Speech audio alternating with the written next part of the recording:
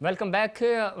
Break से पहले शहजाद कुरैशी साहब बता रहे थे कि कराची शहर तो तबाह हुआ ही हुआ है, लेकिन अंदरून सिंध में भी कोई दूध और शहद की नहरें नहीं बह रही, बहुत बुरा हाल है। वो अपने हालिया दौरे का तज़किरा कर रहे थे। सरदार साहब, आमिर खान साहब की बात की तायद हो रही है यहाँ पे कि वाकई में ना सिर्फ कराची बल्कि अंदरून सिंध में भी, जिस तरह कुरैशी साहब बता रहे हैं कि बड़ा बुरा हाल है। आपने ना पानी दिया वहाँ पे, ना खाने को लोगों के पास है, ना रोज़गार है। मुझे नहीं पता कि कुरैशी साहब कौन से शहर में विज़िट करके आए और कौन से इलाके को विज़िट करके आए, मुझे इस चीज़ का नहीं पता। ना मैं उनको इस चीज़ का जवाब देना चाह रहा हूँ। मैं सिर्फ ये कंस्ट्रक्टिव बात कर रहा था कि इस सूबे के अंदर तमाम सब इकाइयाँ रह रही हैं, सबको मिल के आगे जाना है, सब ने मिल के काम करना है। अच्छी बात है कि MQM डी वेपनाइज हुई, लेकिन ये अभी शहजाद कुरैशी साहब कह रहे थे ना कि MQM पाकिस्तान और लंदन। आप मुझे सिर्फ एक बात का जवाब दे दे शहजाद कुरैशी साहब जी, कि जो जोरा आपा के कातिल थे वो MQM थी ना। लंदन से आके अल्ताफ हुसैन ने या नदीम नुसरत ने तो नहीं मारा था जोरा आपा को। ठीक है। मैं नहीं कह रहा हूँ, इनके लीडर कह रहे थे कि जोरा आपा के कातिल MQM है। तो वो फिर लंदन से आके, अल्ताफ हुसैन साहब तो लंदन से आई नहीं है जब से गए हुए, नदीम नुसरत तो नहीं आए, बाकी उनकी जो टीम है वहां पे MQM लंदन की वो तो नहीं आई। यही MQM पाकिस्तान थी ना, जिसको आज ये नफीस लोग कह रहे हैं। लेकिन अपने इक्तदार के लिए कल आपने देखा होगा कि जिस शर्मिंदगी का मुजाहरा इमरान खान को करना पड़ा अपने इंटरव्यू के दौरान, और एक साफी ने पूछा कि जी आप जो पंजाब का सबसे बड़ा डाकू था आपने उसको साथ रख लिया, लेकिन इमरान खान जवाब नहीं दे सके। सवाल यह है कि ये लोग अपने इक्तदार के लिए कल फिर एक दूसरे पे ये पॉइंट स्कोरिंग करेंगे।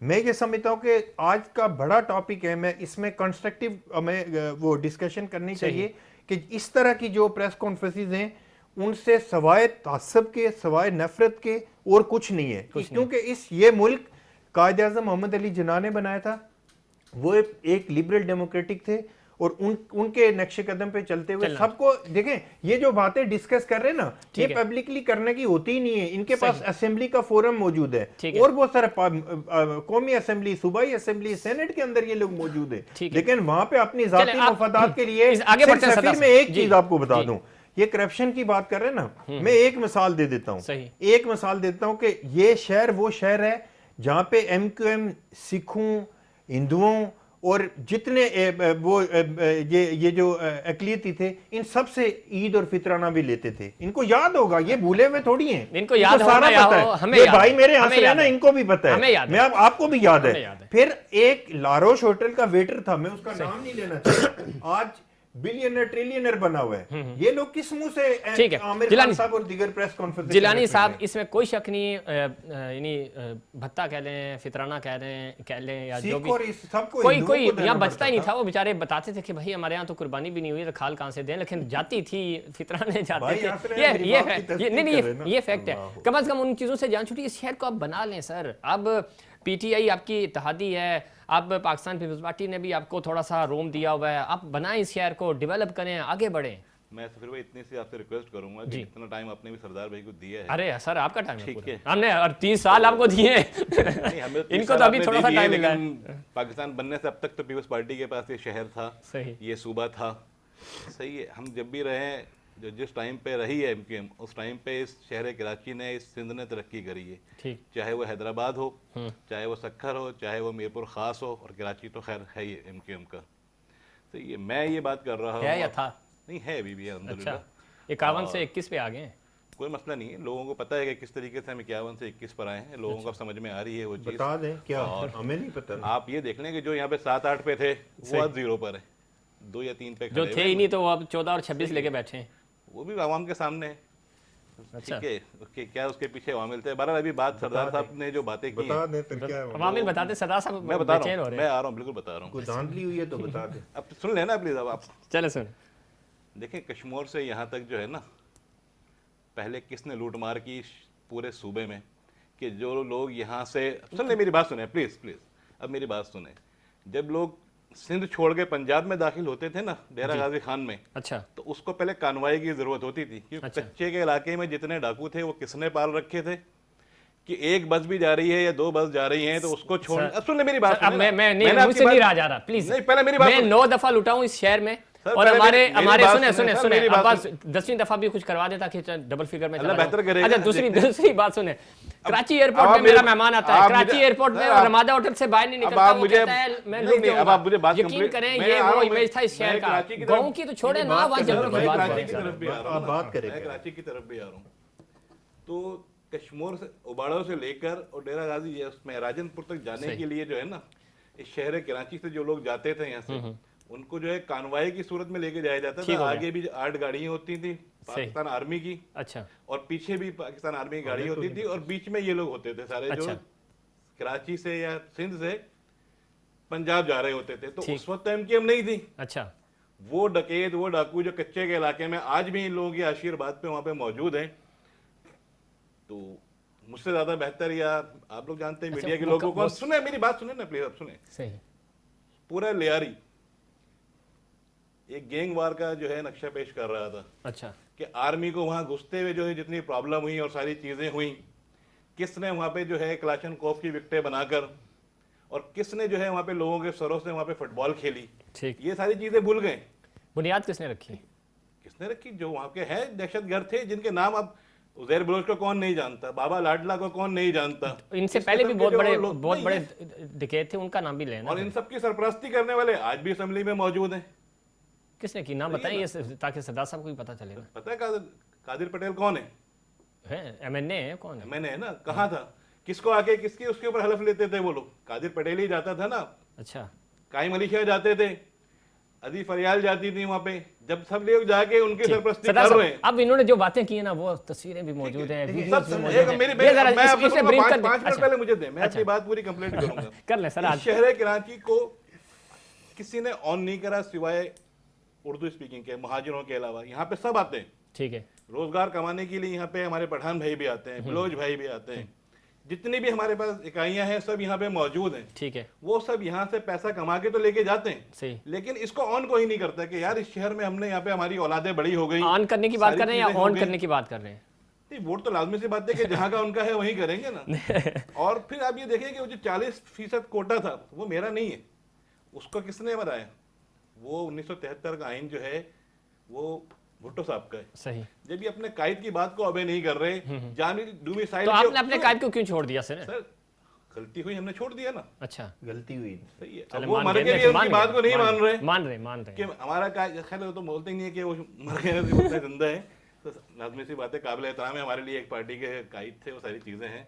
लेकिन जो है आप ये देखें कि सारी चीजों के पीछे कौन है, सही। लेकिन देखिए आपकी सारी बात गुफ्तगू सुनिए हमने। नहीं, इनका शिकवा था सरदार साहब, अभी नहीं हुई, अभी कहाँ हुई।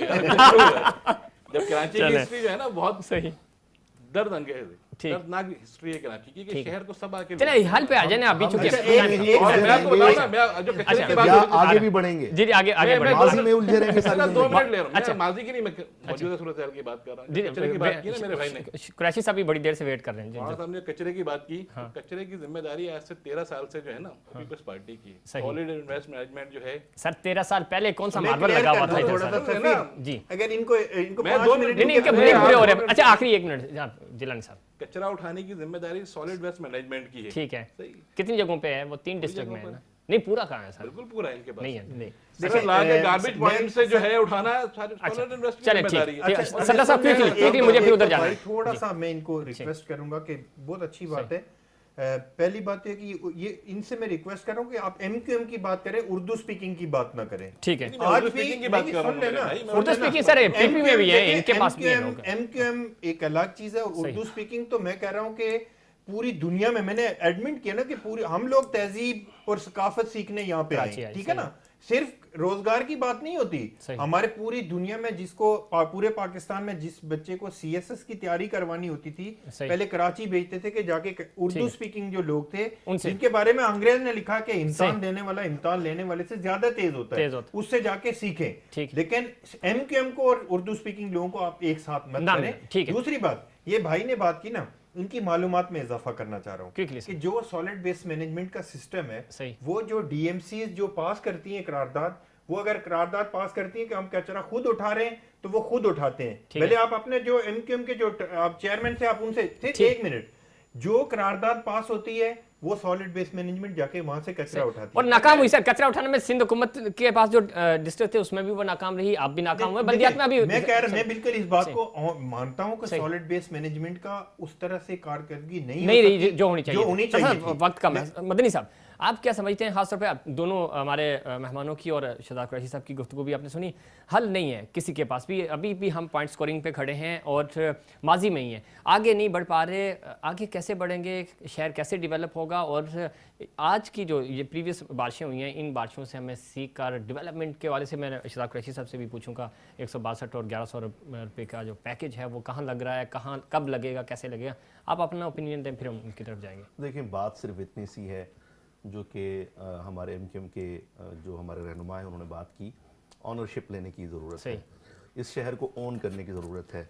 और ये जो माज़रत के साथ एक तो ये जो दावा किया जाता है कि ये शहर सिर्फ उर्दू स्पीकिंग लोगों का है, इससे जो है वो यहाँ बाकी जो रहने वाले लोग हैं, आप 70 साल पहले आए हैं, वो 50 साल पहले आए हैं, आपसे सिर्फ 20 साल बाद बाकी लोग यहाँ रहने के लिए आए हैं, तो जो स्टेटस आपका है वही स्टेटस आप उनका भी है। ठीक है, ये शहर सबका है, बिल्कुल सही। ठीक है, हम एक तो अपनी गुफ्तगू से, अपने लबो लहजे से, अपने अमल से तकसीम पैदा ना करें, बिल्कुल सही। अच्छा, दूसरा ये है कि हमें अब सियासी मफादात से बालातर होकर स्टेक होल्डर्स जितने भी हैं, इसमें सुप्रीम कोर्ट ने बारहा कोशिश की, यहाँ पे पटिशंस दायर हुई, समाअत हुई, बड़ी लंबी चली, हमें अब इस बारे में सोचना होगा कि इस शहर के लोग जो मायूसी की दलदल में धंसते चले जा रहे हैं, बिल्कुल ठीक, ये मायूसी और कंफ्यूजन अगले मरहले में जराइम को जन्म देगी। यहाँ के नौजवान मायूस होकर हथियार उठाएंगे और हमें जलाओ गिराओ और फ्रस्ट्रेशन जगह जगह नजर आएगी। अगर हम चाहते हैं कि ये तबाही जो है वो हमारे गले का हार ना बने और तमाम मामलात जो है वो मोहब्बत से और इत्तेफाक से हल कर लिए जाएं, तो उसके लिए मिल बैठना होगा। माजी को कुरेदते रहने से आप 20 साल 25 साल 50 साल पुरानी दास्तानें लेंगे, दामन किसी का साफ नहीं है, गलतियां सबसे हुई हैं, लेकिन इस शहर के लिए, इस सूबे के लिए, इस मुल्क के लिए सबको मिलकर आगे बढ़ना होगा। ठीक है, सबको मिलकर आगे बढ़ना होगा। बड़ी खूबसूरत बात की सजाद मदनी साहब ने। शहजाद कुरैशी साहब, गुफ्तगू आपने सुनी, मैं चाहूँगा कि चूँकि प्रोग्राम का बिल्कुल वक्त इख्तिताम पजीर हो रहा है, 162 अरब रुपए के बाद 1100 अरब रुपए का जो पैकेज है उसके हवाले से आपके पास क्या अपडेट्स हैं, कितनी डेवलपमेंट हुई, कितना काम होगा, कौन कौन से प्रोजेक्ट पाइपलाइन में हैं, वो अगर बता दें ताकि कराची के शहरियों के लिए और ख़ास तौर पे आपकी जो इत्तेहादी जमात है एमक्यूएम, उनको, चूँकि आमिर साहब ने इस प्रेस कॉन्फ्रेंस में उसका भी जिक्र किया कि वज़ीर-ए-आज़म ने जो वादे किए थे वो वफा नहीं हुए। शहजाद कुरैशी साहब, शहजाद कुरैशी साहब, आप सुन सकते हैं मुझे? वो चले गए मेरे। चलें, इस पे सरदार साहब आप बता दें कि सिंध हुकूमत के साथ चूँकि आपका बड़ा दावा है कि 60 या 70% आपके वो प्रोजेक्ट्स हैं जो ऑलरेडी पाइपलाइन में थे या हो रहा था काम, उसको 1100 अरब में शामिल कर दिया गया, तो इस पर कोई डेवलपमेंट हो रही है, कोई काम हो रहा है, कोई कोऑर्डिनेशन कमेटी जो बनी थी उसका कोई काम चल रहा है? देखें सफ़ीर, मैं एक चीज़ आपको बताऊं, मदनी साहब ने बड़ी कंस्ट्रक्टिव गुफ्तगू की है, मैं इनकी पूरी बात को सेकंड करता हूं कि इस शहर को नफरत की ज़रूरत नहीं है, मोहब्बत की ज़रूरत है। बेशक। जहाँ तक आपके सवाल का ताल्लुक है, देखें मैं एक चीज़ आपको बताऊं, पाकिस्तान पीपल्स पार्टी, मेरे भाई बहुत, मैं समझ रहा हूँ कि बड़े सीधे साधे आदमी हैं जो आज भी एमक्यूएम को डिफेंड करने बैठे हुए हैं।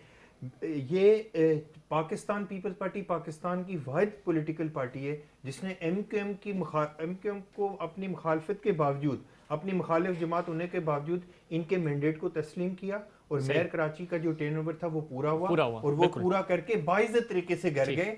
और आज आप मेयर कराची से पूछ लें कि मेयर कराची को जितनी रिस्पेक्ट पाकिस्तान पीपल्स पार्टी की सूबाई हुकूमत ने दी, और इसकी मिसाल मैं इनको देता हूं कि जो इनके एलाइज हैं वो पूरे पाकिस्तान इसमें कोई शक नहीं, इसमें कोई शक नहीं, आपको फ्री एंड मिला था, अगर वो नहीं डिलीवर कर सके। बात को जवाब दूं कि जितनी उन्होंने इज्जत दी है, इतना ही फंड भी इस शहर कराची के लिए मुख्तस कर देते हैं। सर जो फंड मिला उसमें क्या हुआ? जाते थे ना जो नहीं फंड नहीं, सर झाड़ू लगाने के लिए कोई फंड की जरूरत नहीं थी, वो भी नहीं लगी। फंड की जरूरत है भाई, जो झाड़ू लगाने वाले हैं वो सैलरी वाले हैं, उनकी तनख्वाह तो आ रही थी। डॉक्टर फारूक सत्तार साहब ने खुद कहा था कि 10 अरब रुपए खा गए। चलिए शहजाद कुरैशी साहब से पूछ लेते हैं, चूंकि वक्त कम है, 162 अरब और 1100 अरब रुपए का क्या हुआ? आमिर खान साहब भी शिकवा कर रहे हैं आपसे कि वज़ीर-ए-आज़म साहब ने कोई इस पे प्रैक्टिकली अमल नहीं किया।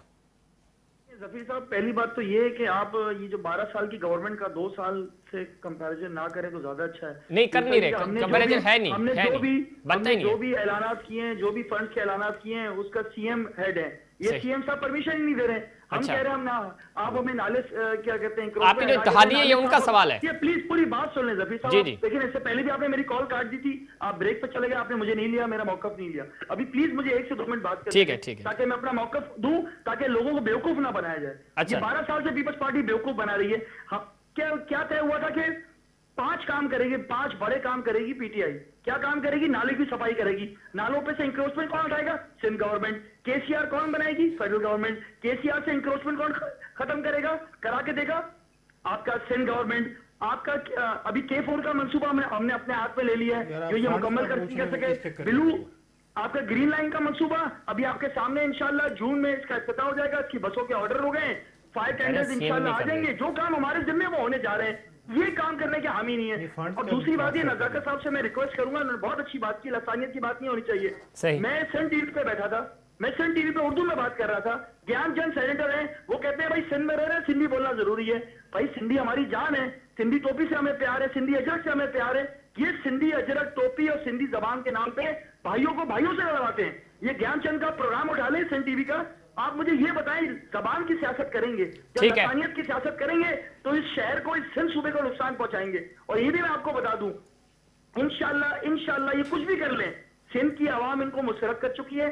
सिंध की आवाम एक है। सिंध की आवाम अब जबानी लसानियत ताकत पे नहीं चलेगी। कुरैशी साहब, अब पीपल्स पार्टी की ये दुकान बंद हो गई है सिंध कार्ड खेलना। कुरैशी साहब, सरदार साहब पूछ रहे कि फंड्स का क्या हुआ? 1100 अरब रुपए और 62 अरब रुपए फंड्स क्यों नहीं दे रहे आप? देखिए ये फंड्स ऐसे नहीं है जी। कि कल मैं आपके अकाउंट में जफीर साहब ट्रांसफर कर दूं। ठीक है। ये प्रोजेक्ट्स पे लगेंगे। ठीक मैंने है। आपसे कहा ना, ग्रीन लाइन, केसीआर, K4, जो जिम्मेदारी हमारी है, इंशाल्लाह हम कराची के अंदर भी और सिंध के अंदर भी अपनी जिम्मेदारी पूरी करेंगे। ठीक और है। आप देखिएगा इंशाल्लाह बंडल आइलैंड भी बनेगा, सिंध की आवाम की मर्जी से बनेगा। और सिंध गवर्नमेंट को रेवेन्यू जाएगा, सिंध की आवाम का फायदा होगा, नौकरी भी सिंध की आवाम को मिलेगी। शहजाद कुरैशी साहब, हम उम्मीद करते हैं, हम उम्मीद करते हैं, लसानियत ना करें इंशाल्लाह। बिल्कुल हम उम्मीद करते हैं कि आप काम करें इस पे। थोड़ा सा वक्त खत्म हो गया। बहुत शुक्रिया शहजाद कुरैशी साहब आपका, गुलाम जिलानी साहब आपका बहुत शुक्रिया, सरदार नजाकत साहब आपका बहुत शुक्रिया, और सजाद मदनी साहब आपका बहुत शुक्रिया। नाज़रीन, कराची की अगर हम बात करें, कराची के मुकदमे की बात करें, आज गो कि हमने कोविड-19 पे भी बात करनी थी, सुप्रीम कोर्ट के हवाले से भी बात करनी थी, लेकिन बहुत अच्छी गुफ्तगू रही, बहुत अच्छा, चूँकि सिर्फ हम फोकस रहे कराची पे, लेकिन अभी भी पॉलिटिकल विल नज़र नहीं आ रही और सियासी जमातें एक पेज पे नज़र नहीं आ रही। 1100 अरब रुपये का जो पैकेज का ऐलान किया गया था, सीएम उसके हेड ज़रूर हैं, लेकिन सीएम के तहफ़्फ़ुज़ात दूर नहीं हुए। जब तक ये तहफ़्फ़ुज़ात दूर नहीं होंगे, तमाम स्टेक होल्डर्स को एक पेज पे नहीं बिठाया जाएगा, कराची का मुकदमा कोई भी पार्टी अकेले नहीं जीत सकती। वज़ीर-ए-आज़म साहब को सोचना होगा कि कराची के लिए, कराची ने उनको वोट दिए थे और वो ख़ुद अपनी बारहा तकारीर में कहते थे कि कराची चलता है तो मुल्क चलता है और कराची जागता है तो मुल्क जागता है। कराची जाग भी रहा है, कराची चल भी रहा है, लेकिन कराची के साथ जो सलूक हो रहा है और कराची के जो शहरी परेशान हो रहे हैं, बिज़नेस कम्युनिटी परेशान हो रही है, यहाँ के स्टेक होल्डर्स परेशान हो रहे हैं, उनकी परेशानियों का मत दावा किया जाए। अदरवाइज़ ये शहर नहीं चल पाएगा, फिर आपके लिए भी परेशानी होगी और यहाँ के शहरियों के लिए भी। कोविड-19 है और इसकी दूसरी लहर बहुत शदीद है, एहतियात करें अपने लिए और अपने प्यारों के लिए। नाज़रीन, ये था हमारा आज का प्रोग्राम। उम्मीद करता हूँ दीगर प्रोग्राम्स की तरह आज का प्रोग्राम भी आपको पसंद आया होगा। मुझे और इनसाइड पाकिस्तान की पूरी टीम को दीजिए इजाज़त। अल्लाह निगहबान।